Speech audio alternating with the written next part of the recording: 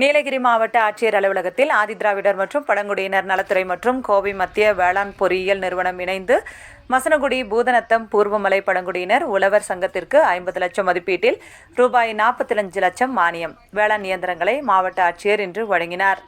நீலகிரி மாவட்டம் உதகையில் உள்ள மாவட்ட ஆட்சியர் அலுவலகத்தில் ஆதிதிராவிடர் மற்றும் பழங்குடியினர் நலத்துறை மற்றும் கோவை மத்திய வேளாண் பொறியியல் நிறுவனம் இணைந்து தொல்குடி 5 பழங்குடியினர் வாழ்வாதார திட்டத்தின் கீழ் மசனகுடி பூதநத்தம் பூர்வமலை பழங்குடியினர் உழவர் சங்கத்திற்கு ரூபாய் 50 லட்சம் மதிப்பில் 45 லட்சம் மானியம் வேளாண் இயந்திரங்களுக்கான சாவிகள் மற்றும் கூடாரம் அமைப்பதற்கான ஆணையினை மாவட்ட ஆட்சித்தலைவர் லட்சுமி பவ்யா தண்ணீரு இன்று வழங்கினார்.